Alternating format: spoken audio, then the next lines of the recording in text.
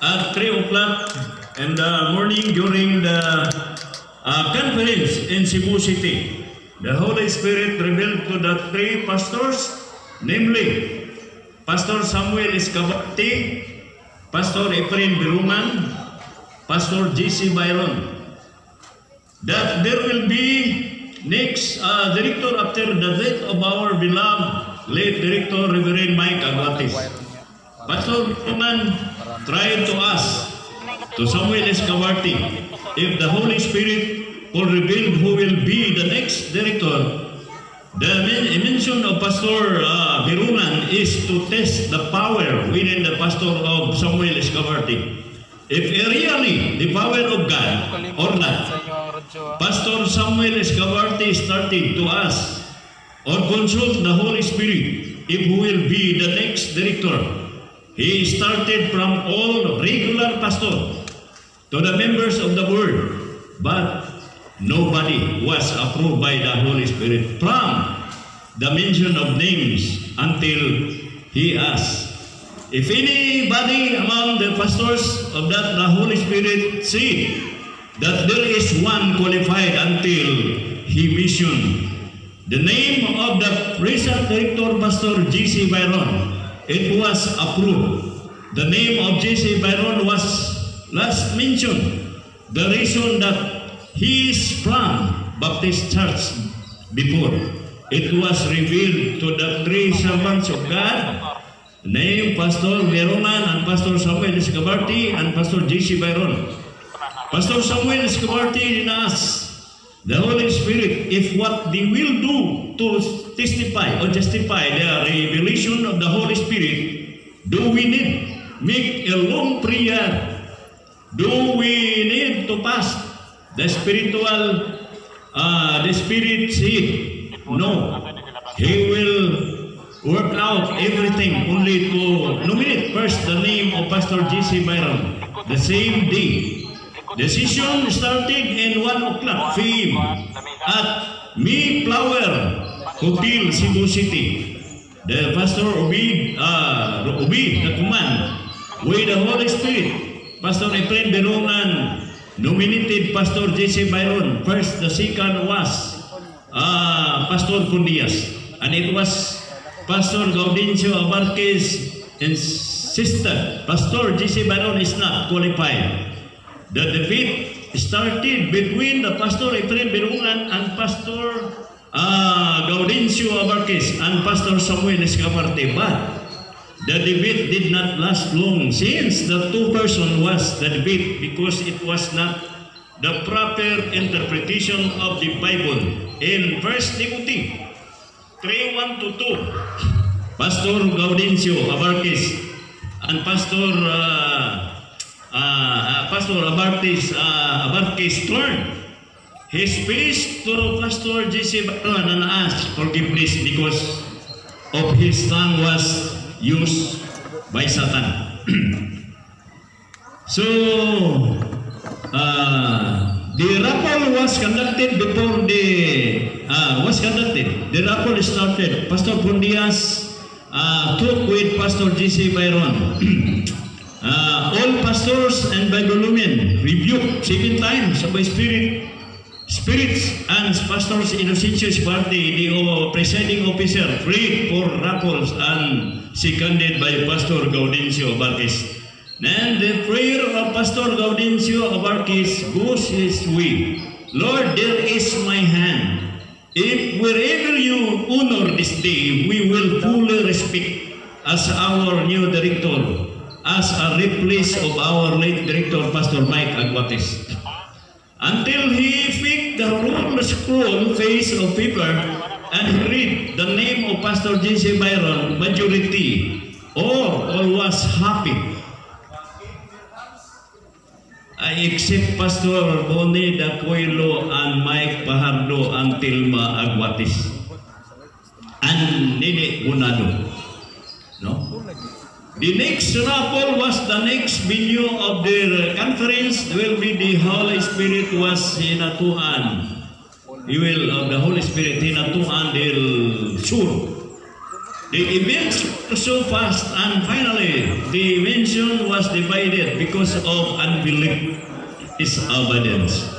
They started to deny the power of the Holy Spirit that is in his servant, Pastor Samuel Siwadi. They only believe that the power indeed only to one person, to our late director, Pastor Mike Aguates. But it is clear in Hebrews 13, verse 8, Jesus Christ is the same yesterday, today, and forever. Pastor Mike Aguates cannot stop or hold the will of God, for he is only an instrument used by God. The actual manner of the Holy Spirit was power in healing before the mission. Mission was divided through Pastor Samuel, since they did not follow God's order through rappels, because God revealed through rappels during the conference in Cebu. Tinatunan Surigao del Sur is the venue. The disobedience people made their conference in Trinidad, Bohol, and the obedience people made the conference in Hinatuan. So the conference that was held in Hinatuan was victoriously done. There was motorcade, parade, and different colors of every churches with their banners. During the last night of the conference, there was amazing sound of angels until dawn. Present manifestation, the warriors angel song was, we never heard those kinds of songs. These who did not believe the present manifestation of the Holy Spirit, they made another venue. Some of the board of members was whether in Tubigon, Bohol. Until the next conference happened in Kampatong, the enemy is trying to destroy the despised of so much. Pastors and members of the board were dismissed by the precious National Secretary. The dismissal letter was given individually. The marriage license was also revoked. All of the properties and money was on their hand. So, grabe no? So, we not go amount, in other words, we started zero balance. Everything was very difficult. No? So, in title, the uneasy, we have gone floating because we are cool. During the conference in Kampatong, we contributed was much our time, money, and efforts, and also contributing more than 30 names of be registered in Security and Exchange Commission, but there was no name approved. But praise God, because of God's favor, our present director made prayer and intercession, and finally God revealed the new name, Great God, our Savior Jesus Christ, Healing and Deliverance Ministry. It lasted only more than 1 week of the approval upon submission, and was registered last September 15, 2004. That was the origin of our banner, Great God, our Savior Jesus Christ, Healing and Deliverance Ministry. Titus 2:13. We are victorious. We are more than conquerors through Him that loved us. Praise the Lord. Glory to the highest. Palakpakan na itong Ginoong mga kaigsunan. So kini, nga history, dili na kini malubak mga kaigsunan. Tungod kay ang mission karon nagasugod diha sa consultation sa Holy Spirit. So padayon kini siya. So pila na katuig ang miagi, tingali dili na mo kubos sa 20 years or 24 years, no? So nag-exist gyapon hangtod karon. So dili ta mo tuo nga dili iya sa Dios. So ang mga dili matinuhon ang ilang pagunahuna hangtod karon dili will sa Ginoo kini nga misyon. Pero para kanato makaigsunan nga gipiguran ta sa Dios gikan kaniadto hangtod karon nagpabilin ta nga malipayon nga nagpamuhat sa bulaton sa Ginoo nga gipiyal kanato. Dili lang panahon ni Pastor Mike, Pastor Mike, Pastor Sam, o dili hangtod karon ni Pastor Ormel ang Holy Spirit nagapamuhat nga makusganon. So big hands mga kaibigan nga kini nga atong history magpabilin kini nga atong maaninaw kanunay nga ang Dios nagpamuhat sa makusganon, no? Dili basta. So kaloy sa Ginoo karong panahona atong nakita nga ang mga bag-o mas daghan po sila. So mga pastors, mga Bibleomens and workers, ayaw mo ka-discourage, padayon ta sa pagbuhat sa bulaton si Ginoo nga gipiyal sa ato. Nga kini atong ampingan pagayo kay mao ni ang gusto si Ginoo sa atong kinabuhi. So daghang salamat, ang Dios manalangin kanaton tanan.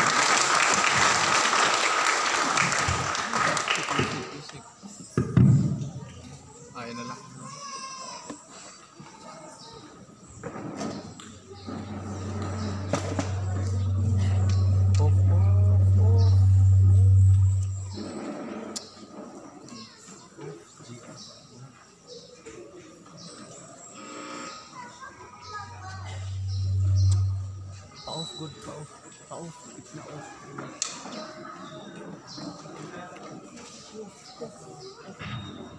Off ba off?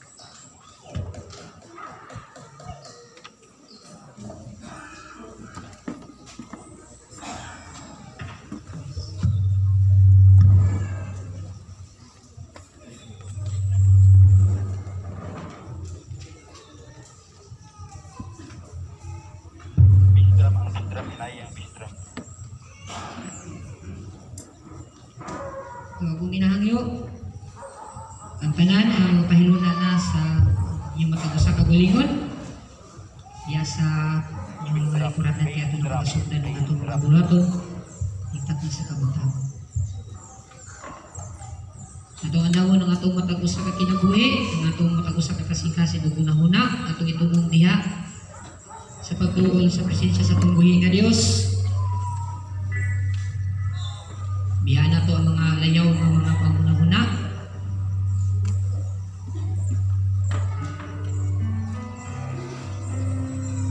Tapos yung luulong doon sa bugos ng mga kasing-kasing.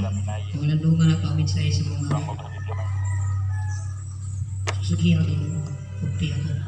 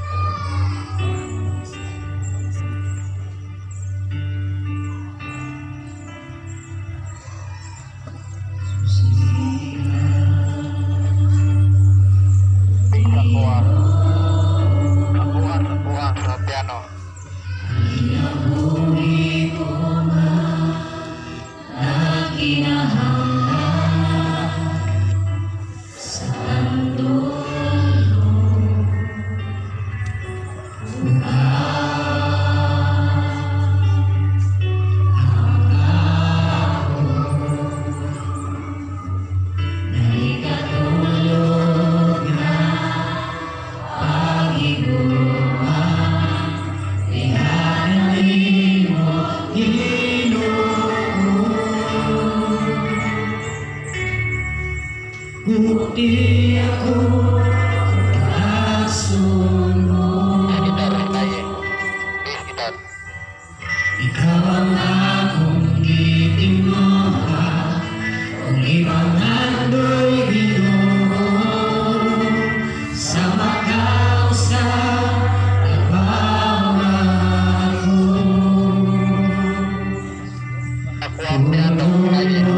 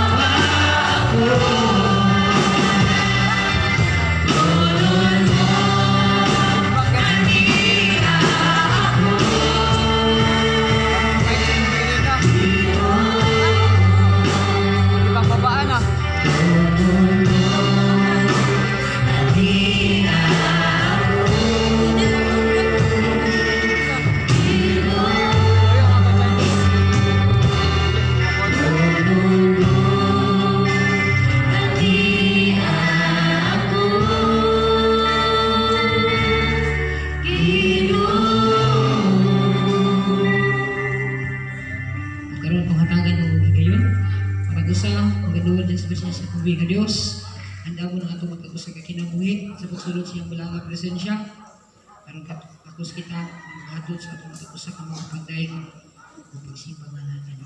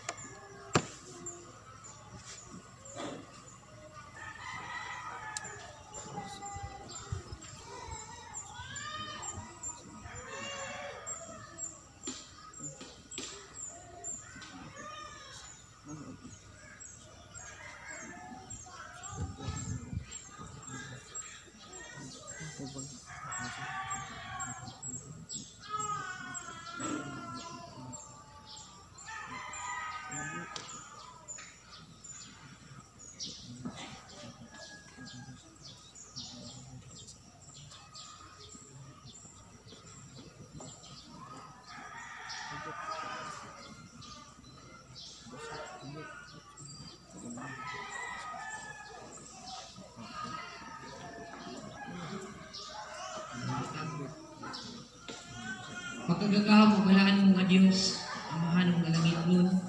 Ang Dios na kag-iyas ng butang makita o dili makita.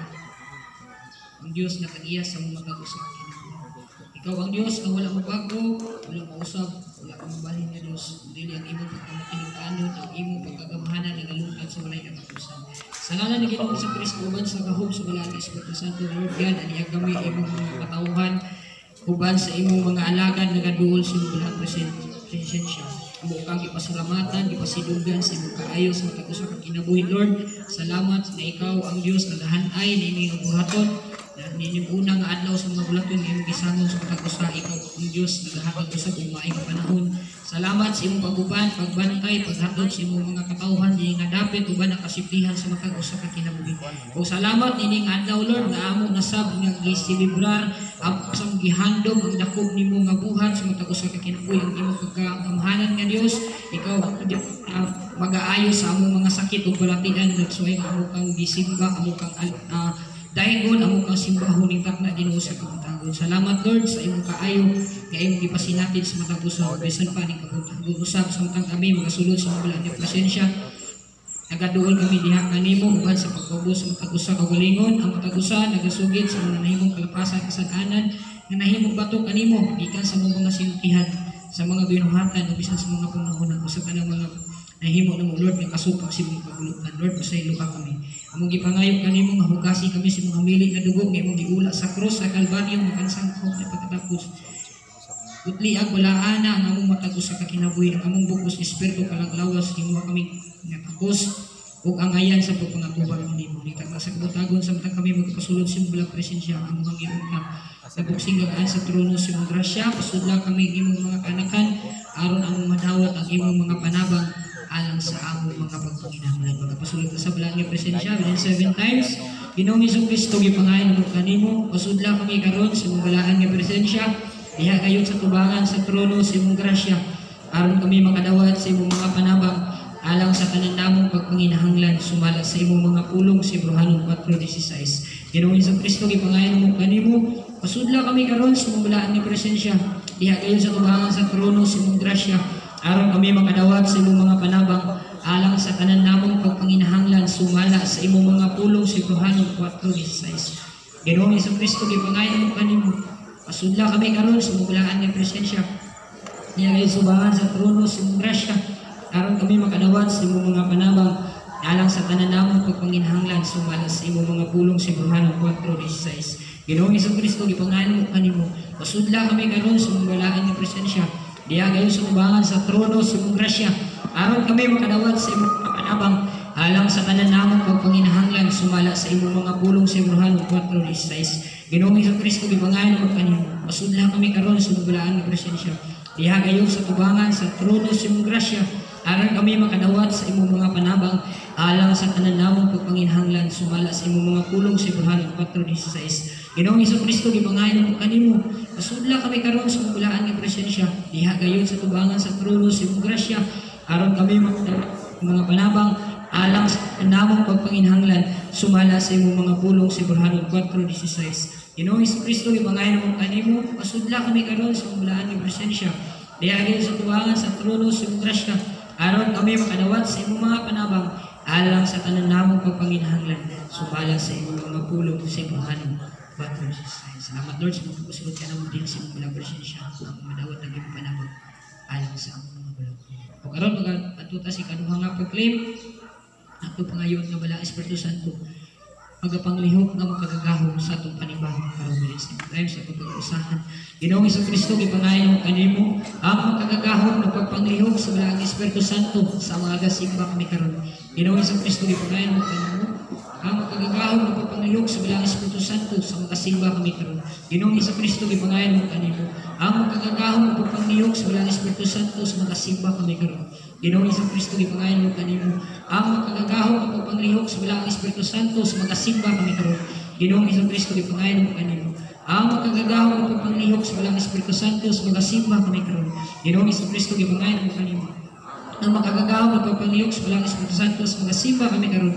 Ginoong Hesukristo gipangayon mo kanimo ang makagagahom na pagpanglihok sa balaang Espiritu Santo sa mga gasimba kami karon. Yes Lord, makuhat ka na makusgano sa mga panagtigong karon na diin ang kalibay, ang kadasig sa makag-usap, ang patunan, ang ipadala ng mga libugan tagirarong nalundag, ang mga magpapalip. Hindi mo tayo gumanan, Lord, nga walin kon sa kaaway, nga makahimok sa pagbalda sa mga lugar. Dili kining kulang yung mahimok ng malbuso, pinagi sa mga pagkabog. Ito tanan, ang paghangi pagkakasalamat sa mga gamay ng Yesus Cristo, Diyos mo.